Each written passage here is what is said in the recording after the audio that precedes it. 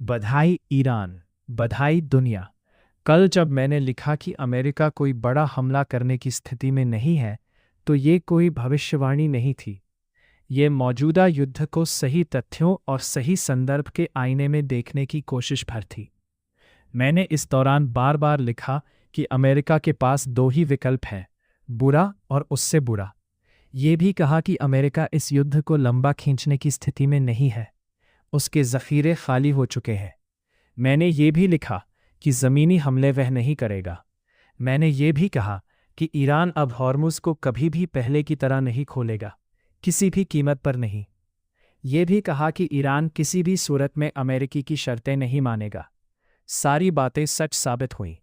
वजह सिंपल है, अगर आप भावुक हुए बिना किसी घटनाक्रम को सही संदर्भ में देखेंगे तो चीज़ें स्पष्ट होने लगेंगी। ईरान ने ये युद्ध ऐतिहासिक अंदाज में जीता है। अमेरिका को हर मोर्चे पर शिकस्त खानी पड़ी है। मैंने कल भी कहा था कि अमेरिका अभी सिर्फ इतना चाहता है कि हॉर्मुज़ खुल जाए, ताकि ट्रंप इसे अपनी जीत करार देते हुए युद्ध बंद कर सके। ट्रंप ने वही किया। ट्रंप ने अपनी पोस्ट में इसे लगभग जीत करार दिया है, लेकिन वह ये नहीं बताया कि हॉर्मुज़ अभी भी IRGC की निगरानी में खुला है और ईरान ओमान वहां से गुजरने वाले जहाज़ों से शुल्क लेता रहेगा। कल ही मैंने कहा कि ईरान ने अमेरिका को बस इतनी ढील दी है कि हर्जाना वस्से वसूलने के बजाय हॉर्मुज़ के टोल से हासिल करेगा।